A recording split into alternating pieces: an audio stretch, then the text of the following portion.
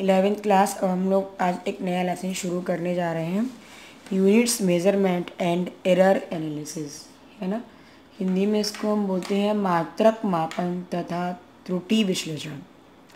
अब सबसे पहले आप लोग इतना पढ़ते हैं फिजिक्स में कि फिजिकल क्वांटिटीज़, भौतिक राशि क्या होती है। सबसे पहले तो राशि क्या होती है ना। जैसे कि मैंने यहाँ लिखा है, राशि वह गुण है जिसका कुछ परिमाण होता है। इसका मतलब क्या है कि अगर नॉर्मली देखा जाए तो राशियाँ वह प्रॉपर्टी होती हैं जिनको कुछ मैग्नीट्यूड होता है, मतलब जिनको हम नाप सकते हैं। जैसे कि आपका लंबाई है, द्रव्यमान है, आप अगर आयतन नापना है, आयतन नाप सकते हो, घनत्व नाप सकते हो, है ना। लेकिन अगर हम क्या चाहें कि ईमानदारी को नाप लो, क्रोध को नाप लो, ईर्ष्या को नाप लो, तो ये सारी चीज़ें राशियाँ नहीं हैं, ये सारे सेंटिमेंट्स हैं, भावनाएं हैं, है ना। तो राशि क्या होती है? राशि वह गुण होता है जिसका कुछ मैग्नीट्यूड होता है और जिसको नापा जा सकता है। ठीक। अब इसके बाद आता है कि भौतिक राशि क्या होती है। वे राशियाँ भौतिक राशियाँ कहलाती हैं जिनके पदों में हम भौतिकी के नियमों को व्यक्त करते हैं। ठीक है। जैसे कि हमने लिया वेग, वेग का भी अपना रेखीय संवेग का नियम है, कोणीय संवेग का नियम है, आवेश का नियम है, परमताप का कोई नियम है ना। तो लंबाई का एक द्रव्यमान, वेग, ऊर्जा का नियम है। तो जिसके पदों में हम भौतिकी के नियमों को, भौतिकी के सिद्धांतों को हम व्यक्त कर सकें। द्रव्यमान में जैसे आइंस्टीन की इक्वेशन है E=mc², तो ये एक नियम हो गया, है ना। तो वो सारी राशियाँ जिनके पदों में हम भौतिकी के, फिजिक्स के नियमों को व्यक्त करते हैं, फिजिक्स के लॉज को व्यक्त करते हैं, उन्हें हम कहते हैं फिजिकल क्वांटिटीज़, यानी कि भौतिक राशि। अब जैसे आप लोगों ने बच्चों एक पढ़ा IQ, है ना। IQ क्या होता है? इंटेलिजेंस क्वेश्चन, है ना। अब IQ क्या चीज़ होती है? IQ को हम नाप तो सकते हैं, इसका मैग्नीट्यूड तो है, लेकिन इसको कोई नियम नहीं है भौतिकी में इसको रिप्रेजेंट करने का। फिजिक्स में कोई IQ के पदों में कोई भी नियम नहीं है। तो IQ हमारी फिजिकल क्वांटिटी नहीं है ना, वो एक राशि है, क्योंकि उसका एक मैग्नीट्यूड है। ठीक। तो ये राशि और क्वांटिटीज़ और फिजिकल क्वांटिटीज़ में हमारा क्या हो गया? डिफरेंस हो गया। अब किसी भी फिजिकल क्वांटिटी को रिप्रेजेंट करने के लिए या उसको नापने के लिए हमको दो चीज़ों की ज़रूरत पड़ती है। एक तो यूनिट और एक होता है न्यूमेरिकल वैल्यू, यानी कि मात्रक और आंकिक मान, है ना। सबसे पहले तो मापन क्या होता है? देखो, जब तक हम फिजिक्स में कोई चीज़ नापेंगे नहीं तो हम उस पर हम कोई नियम नहीं बता सकते, उसको हम मतलब उसको एक्सप्लेन नहीं कर सकते हैं जब तक कि हमारे पास कोई डाटा ना हो या कोई हमारे पास मापन ना हो, है ना। तो मापन के बिना तो हम फिजिक्स में कोई भी चीज़ या कोई भी नियम नहीं बता सकते। तो किसी भी फिजिकल क्वांटिटी को नापने के लिए हमें यूनिट और न्यूमेरिकल वैल्यू की ज़रूरत पड़ती है। अब मापन क्या होता है? मापन वो प्रोसेस होता है जिससे हमें यह पता चलता है कि कोई भी फिजिकल क्वांटिटी किसी स्टैंडर्ड वैल्यू की कितने गुना है। जैसे लंबाई का जो स्टैंडर्ड वैल्यू है, जो लंबाई का स्टैंडर्ड मात्रक है, वो हमारा मीटर है ना। अगर हमने एक छड़ को नापा, मान लो 7 मीटर लंबी है, तो उस छड़ की लंबाई मीटर की कितने गुना है? 7 गुना, है ना। तो ये हमारा क्या हो गया? मापन। अब इसमें आप देख रहे हो 7 मीटर, इसमें हमने दो चीज़ें यूज़ की, एक तो 7 यूज़ किया और एक मीटर यूज़ किया, है ना। तो 7 हमारी न्यूमेरिकल वैल्यू है और मीटर हमारा यूनिट है। तो उस छड़ की लंबाई को नापने के लिए मुझे दो चीज़ों की ज़रूरत पड़ी, एक तो यूनिट की, मीटर की, और एक न्यूमेरिकल वैल्यू की, है ना। तो मापन क्या होता है? मापन एक ऐसी राशि होती है जो हमें ये बताती है कि जो लंबाई है वो मीटर का कितने गुना है। हमने लंबाई को मीटर में नापा, तो उस छड़ की लंबाई मीटर के कितने गुना है ना।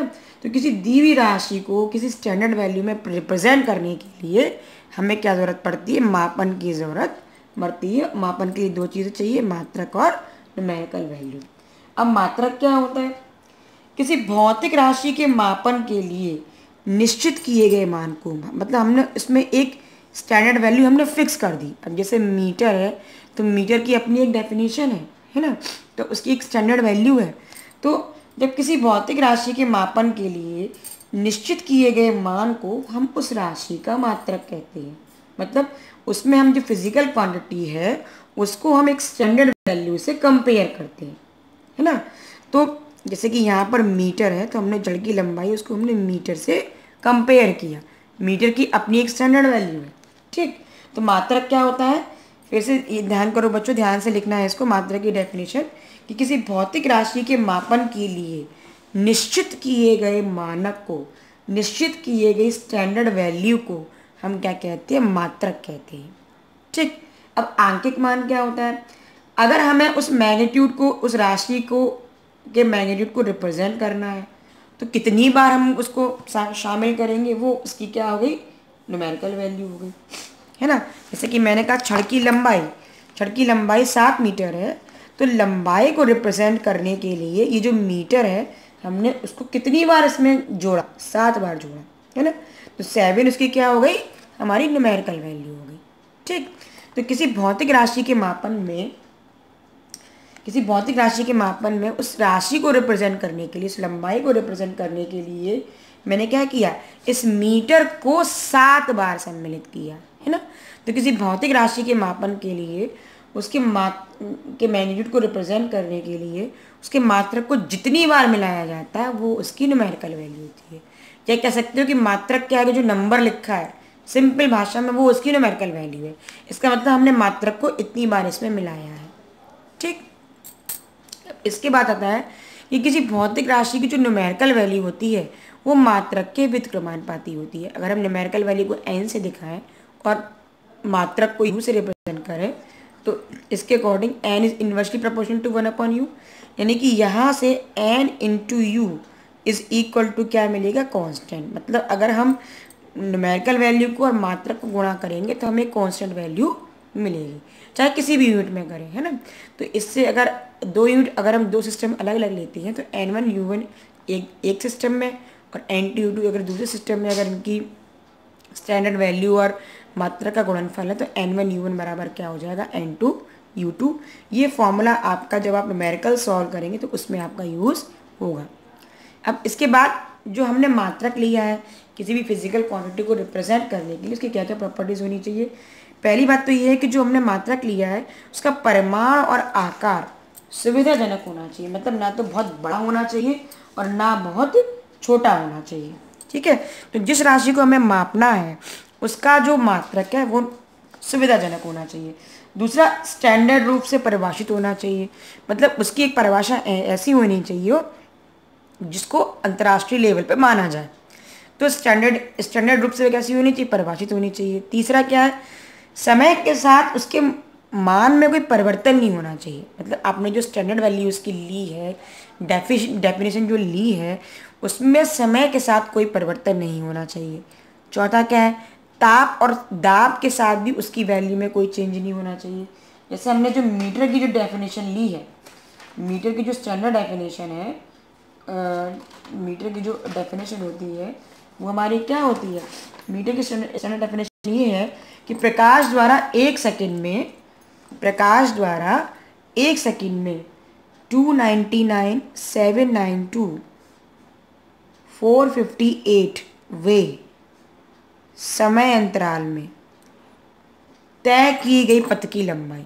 मतलब जब प्रकाश हमारा इतने सेकंड में, ये आपका हो गया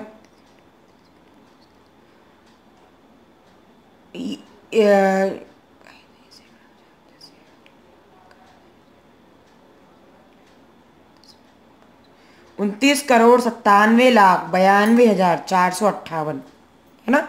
इसे हम क्या पढ़ेंगे, 29,97,92,458 वे समय अंतराल में प्रकाश जितनी दूरी तय करता है वो 1 मीटर होता है। तो ये जो समय है ये हमारा ताप और दाब के साथ बदलेगा नहीं। ये समय हमारा क्या है, स्टैंडर्ड वैल्यू फिक्स हो गया कि इसका ताप और दाब पर कोई प्रभाव नहीं पड़ेगा। तो जो मात्रक होता है उस मात्रक के अंदर क्या प्रॉपर्टी होती है कि इसकी जो भी स्टैंडर्ड वैल्यू है वो ताप और दाब के साथ बदलनी नहीं चाहिए और उसको इंटरनेशनल लेवल पर भी कैसी होनी चाहिए, सर्वमान्य होनी चाहिए, इजीली अवेलेबल होनी चाहिए। तो ये सारे हमारे क्या हैं, मात्रक के गुण हैं। ठीक, तो यही मैंने यहाँ पर लिखा है बच्चों कि जो मात्रक का परिमाण और आकार है वो सुविधाजनक होना चाहिए। मतलब बहुत ज़्यादा इसका जो न्यूमेरिकल वैल्यू है ना तो बहुत बड़ी होनी चाहिए ना बहुत छोटी होनी चाहिए, स्पष्ट रूप से परिभाषित होनी चाहिए और मानक उसकी मानक स्टैंडर्ड वैल्यू मानक रूप से उसका परिभाषीकरण होना चाहिए। तीसरा, समय के साथ उसकी वैल्यू में कोई परिवर्तन नहीं होना चाहिए। चौथा, ताप और दाब का उस स्टैंडर्ड वैल्यू पर कोई इफेक्ट नहीं पड़ना चाहिए। पांचवा, इंटरनेशनल लेवल पर कैसी होनी चाहिए, सर्वमान्य होनी चाहिए। और छठवां, ईजिली वो वैल्यू हमारी अवेलेबल होनी चाहिए। तो ये सारे हमारे क्या हो गए, मात्रक के गुण हो गए। अब इसके बाद बच्चों हमारा आता है कि जो भौतिक राशियाँ हैं, अभी आपने पढ़ा भौतिक राशियाँ क्या होती हैं।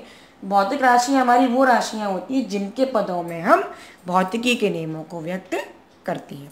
तो ये दो तरह की राशियाँ हैं बच्चों, एक तो होती है हमारी फंडामेंटल क्वांटिटीज़ और एक होती है हमारी डिराइव्ड क्वांटिटीज़। हिंदी में बोलते हैं मूल राशि और व्युत्पन्न राशि। अब मूल राशियाँ क्या होती है, मूल राशियाँ वो राशियाँ होती हैं जो इंडिपेंडेंट होती हैं, मतलब जो किसी पर निर्भर नहीं करती। ऐसी सभी राशियाँ जो किसी दूसरी राशि पर निर्भर नहीं करती या जिनको किसी दूसरी राशि के पदों में व्यक्त नहीं किया जा सकता, उन्हें हम मूल राशियाँ कह सकते हैं। जैसे लंबाई है, आप उसे किसी दूसरी राशि के पदों में व्यक्त नहीं कर सकते। जैसे समय है, द्रव्यमान है ना। तो जो हमारी जो फंडामेंटल क्वांटिटीज है वो कितनी है, 7 क्वांटिटीज है। कौन कौन सी है हमारी, एक तो लंबाई है, एक द्रव्यमान है, दूसरा क्या है, तीसरा हमारा क्या है, समय है। ठीक, चौथा हमारा क्या है, विद्युत धारा है,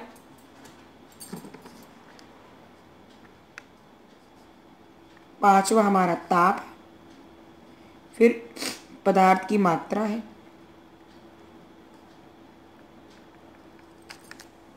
और एक है ज्योति तीव्रता। ठीक, तो ये जो 7 राशियां हैं, ये राशियां एकदम इंडिपेंडेंट है। हम बाकी राशियों को इनके पदों में व्यक्त कर सकते हैं, लेकिन इनको हम एक दूसरे के टर्म्स में व्यक्त नहीं कर सकते, ये इंडिपेंडेंट है। तो इन राशियों को हम बोलते हैं मूल राशियां, और इनके मात्रकों को बोला जाता है मूल मात्रक। क्या बोला जाता है इनके मात्रकों को, मूल मात्रक।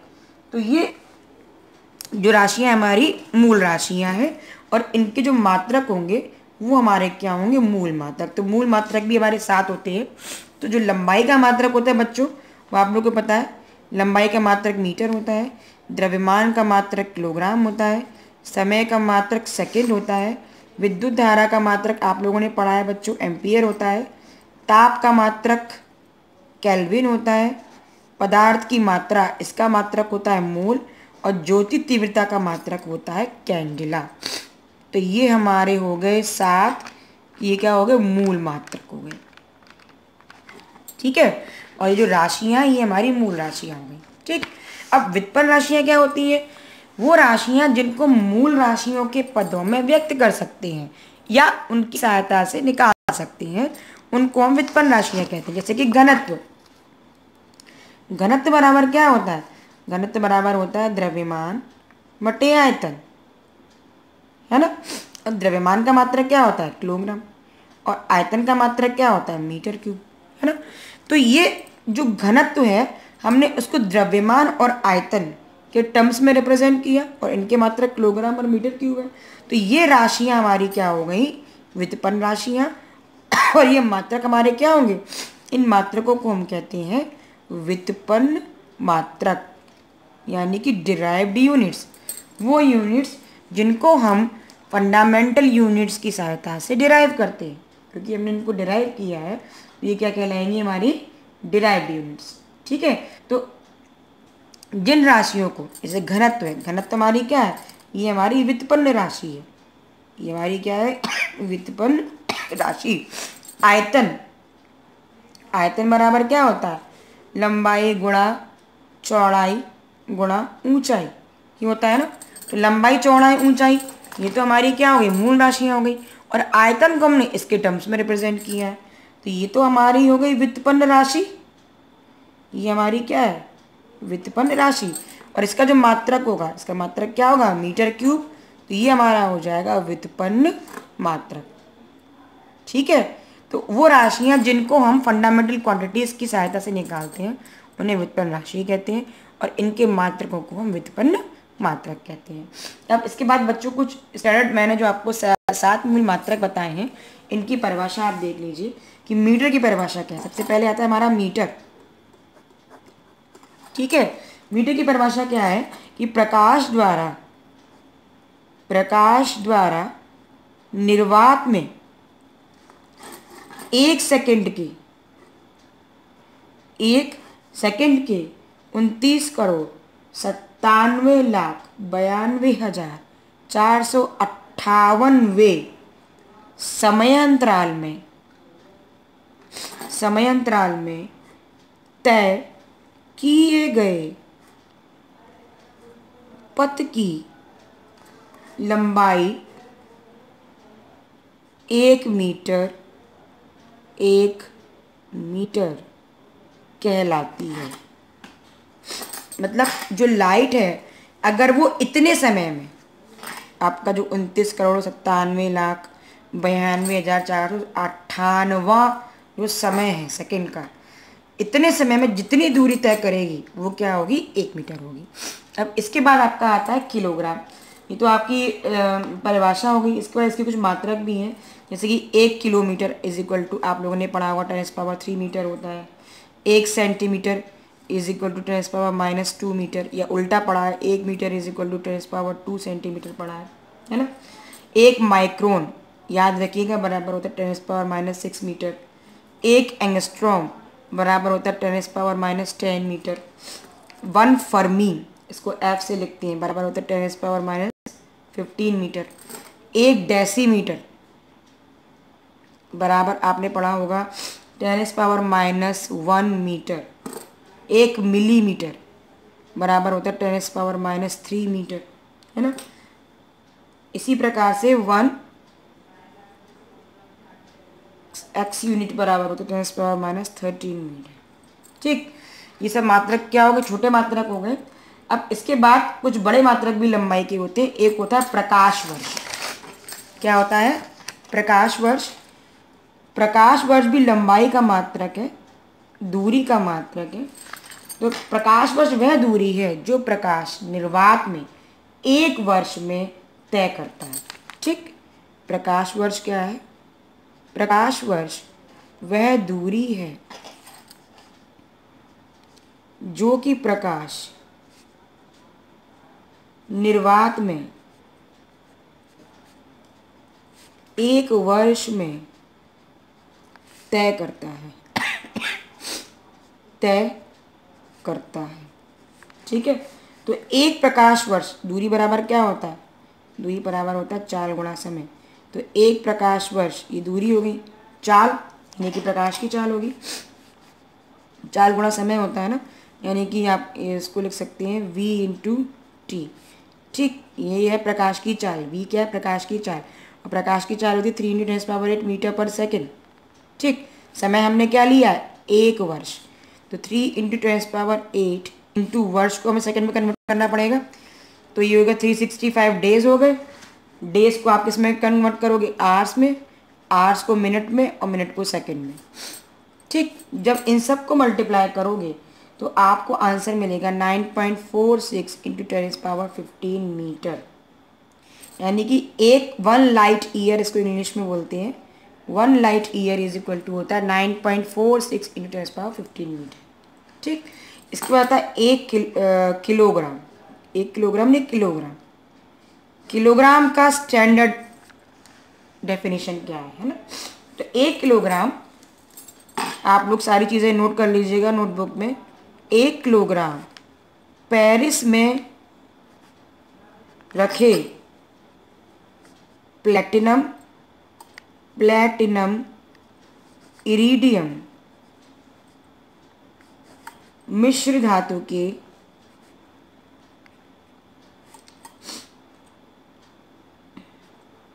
एक विशेष टुकड़े का द्रव्यमान माना गया है। एक विशेष टुकड़े का द्रव्यमान माना गया है। मतलब पेरिस में प्लेटिनम एडियम मिश्र धातु का एक बेलन रखा गया है, तो उसका जो द्रव्यमान है वो हमारा क्या, 1 किलोग्राम। ठीक, या इसकी एक डेफिनेशन और भी है कि 1 किलोग्राम 4 डिग्री सेल्सियस के 1 लीटर जल का द्रव्यमान होता है। मतलब 4 डिग्री सेल्सियस पर 1 लीटर पानी का जो द्रव्यमान होगा वो कितना होगा, 1 किलोग्राम होगा। ठीक, अब इसकी कुछ मात्रक आप देख सकते हो। एक तो किलोग्राम हमारा किसका मात्रक है, द्रव्यमान का मात्रक है। अब आप लोगों ने पढ़ा होगा 1 मीट्री टन, 1 टन बराबर पढ़ा है ना, कितना होता है, 1000 किलोग्राम पढ़ा होगा, 10⁻³ किलोग्राम। इसके बाद आता है आपका 1 ग्राम या 1 किलोग्राम। 1 किलोग्राम बराबर होता है 10⁻³ ग्राम। 1 क्विंटल, 1 क्विंटल बराबर होता है 100 kg। ठीक, 1 मिलीग्राम इज इक्वल टू 10⁻³ ग्राम और 10⁻6 किलोग्राम। ठीक है, ये किलोग्राम की डेफिनेशन हो गई। उसके बाद आता है सेकंड। सेकंड की डेफिनेशन क्या है, ये सब बच्चों एसआई सिस्टम के मूल मात्रक हैं। ये जो सातों मात्रक आते हैं हमारे एसआई सिस्टम में आते हैं। एमके सिस्टम में आप लोग पढ़ोगे, आगे बताएंगे, 3 सिस्टम होते हैं, एमकेएस, सीजीएस और एफपीएस, है ना। तो एमकेएस में तो खाली 3 ही जो राशियाँ हैं वो हमारी मूल मात्रकों में आती हैं, लंबाई, द्रव्यमान और समय। लेकिन ऐसे सिस्टम में 7 राशियों को मूल राशियाँ माना गया और उनके मात्रकों को मूल मात्रक माना गया। तो मैं उन्हीं की डेफिनेशन आपको बता रही हूँ। ठीक, अब आता है सेकंड। सेकंड की डेफिनेशन क्या है, सेकंड किसका मात्रक है, समय का मात्रक है। जो किलोग्राम है ये किसका मात्रक है बच्चों, ये द्रव्यमान का मात्रक है, लिख लेना, ये द्रव्यमान का मात्रक है। ठीक, जो आपको मैंने पीछे बताया था मीटर, ये किसका मात्रक है, ये लंबाई का मात्रक है। ठीक, सेकंड किसका मात्रक है, ये समय का मात्रक है। अब सेकंड की स्टैंडर्ड डेफिनेशन क्या है कि 1 सेकंड वह समय अंतराल है जो सीजियम 133 परमाणु के निम्नतम ऊर्जा स्तर के 2 सूक्ष्म स्तरों के मध्य संकरण के विकिरण के 9192, 631, 770 आवर्तकालों के बराबर होता है। ठीक, या आप इसकी अगर परिभाषा लिखना चाहें तो लिख सकते हैं, मैं लिख देती हूँ कि 1 सेकंड वह समय अंतराल है, 1 सेकंड वह समय अंतराल है जिसमें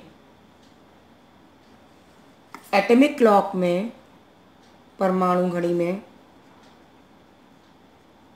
सीजियम 133 परमाणु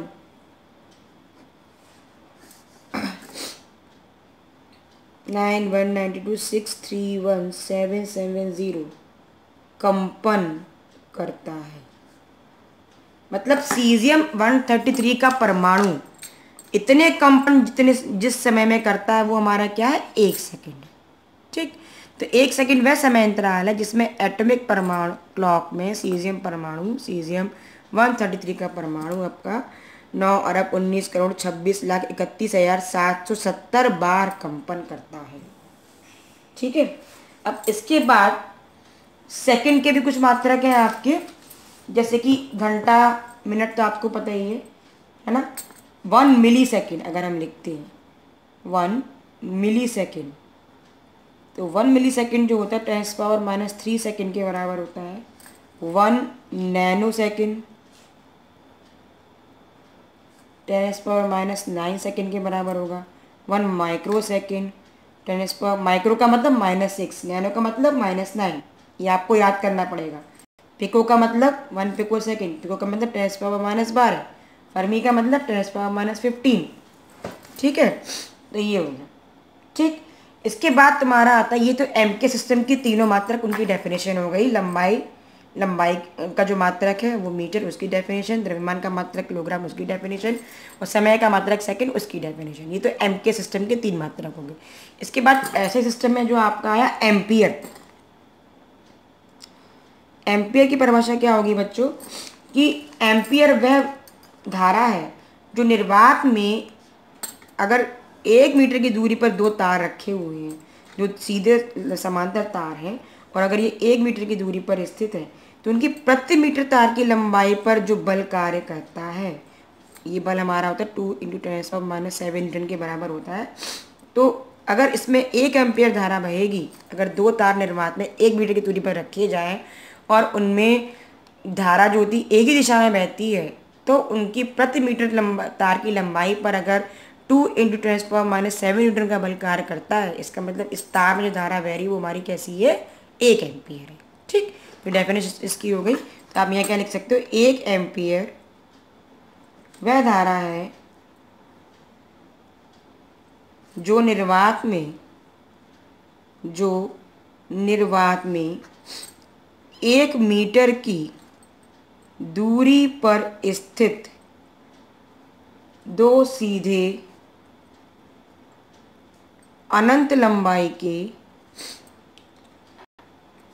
समांतर तारों में प्रवाहित होने पर, समांतर तारों में प्रवाहित होने पर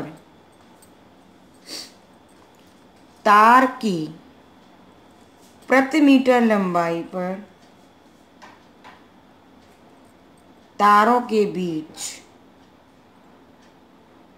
2 × 10⁻⁷ न्यूटन का बल उत्पन्न करता है, उत्पन्न करती है। ठीक है, इसका मतलब क्या है कि अगर इनमें 1 एम्पियर धारा बह रही है, इसका मतलब अगर हम 2 तार लें, इनको अगर निर्वात में अनंत लंबाई के हमने 2 तार लिए, उनको अगर निर्वात में 1 मीटर की दूरी पर रख दें और उनकी प्रति मीटर तार की लंबाई पर अगर 2 × 10⁻⁷ न्यूटन का बल उत्पन्न हो रहा है, इसका मतलब उस तार में 1 एम्पियर की धारा बह रही है। अब बच्चों इसके बाद जो 3 डेफिनेशन रहेगी उसको आगे के वीडियो में कंटिन्यू करेंगे।